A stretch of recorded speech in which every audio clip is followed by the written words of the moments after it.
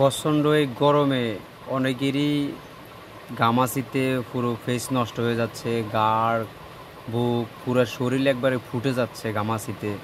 ঘামাচি হইলে প্রচণ্ড ফোঁড়ে এবং কি যন্ত্রণা করে, শরীর জ্বালা পোড়া করে, অনেকেই অনেক কষ্টে আছেন। তো এই ঘামাচি থেকে কীভাবে বেঁচে থাকবেন আজকে আমি সেই টিপস আপনাদেরকে দিয়ে দেব। আমি যদি আপনাদেরকে দেখাই, দেখেন আমার ফেসে কোনো ঘামাচি নেই, একটা ঘামাচিও আমার ফেসে আপনারা খুঁজে পাবেন না। এই যে আমার গলায়ও কোনো ঘামাচি নেই। এই যে আমি যদি আর একটু দেখাই, এদিকেও আমার কোনো ঘামাচি নেই। এই জায়গাগুলোতে ঘামাচি বেশি হয়, সাধারণত এখানে ঘামায় বেশি, এই জন্য ঘামাচি বেশি হয়। দেখেন কোনো ঘামাচি নেই। আমি যদি আমার হাত দেখাই, হাতেও কোনো ঘামাচি পাবেন না। এর কারণ হচ্ছে আমি আমার শরীরকে ঘামাতে দিই না। আর যদি কেউ ঘামায় আমি সাথে সাথে গামছা দিয়ে গাম মুছে ফেলি, আর আমি গোসল করে ফেলি বেশি ঘামাইলে। আমি যখন আগে জাহাজে কাজ করতাম 2-3 বার গোসল করতাম, শরীর ঘামাইলেই গোসল করতাম। এই কারণে আমার ঘামাচি হইতো না। আমার বিগত কয়েক বছর ধরে আমার ঘামাচি হচ্ছে না, 10-12 বছর ধরে। কারণ আমি শরীরকে ঘাম অবস্থায় শরীর রাখি না।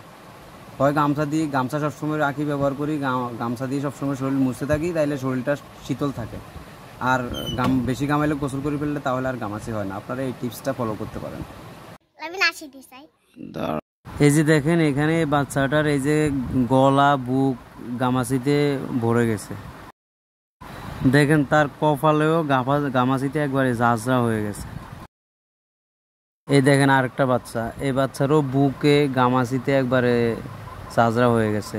গলায়ও দেখেন, তারপরে চেহারায়ও দেখেন, চেহারা কপাল পুরো ঘামাচিতে ভরে গেছে। দেখেন কারণ হচ্ছে বাচ্চাগুলোর শরীর ঘামায়, মুখ ঘামায়, কিন্তু এরা গাম থেকে বেঁচে থাকার যে একটা কৌশল, গাম মুছে ফেলা গামছা দিয়ে বা রুমাল দিয়ে, এরা তো সেটা করে না। এরা তো বাচ্চারা তো বুঝে না, বা হাত মুখ ধুয়ে ফেলা, এরা সেটা করে না। বিধায় এদের মুখেও ঘামাচি, কপালেও ঘামাচি, বুকে গলায় সব জায়গায় ঘামাচিতে পড়ে গেছে।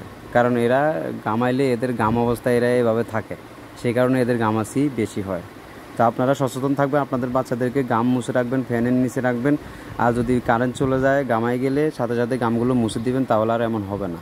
প্রমাণ সহকারে আমি আপনাদেরকে দেখিয়ে দিলাম বাচ্চাদের ঘামাচি দেখে আজকে আমার এই ভিডিওটি করা আপনাদের উদ্দেশ্যে, যেন আপনারাও আমার মতো ঘামাচি থেকে মুক্ত থাকতে পারেন।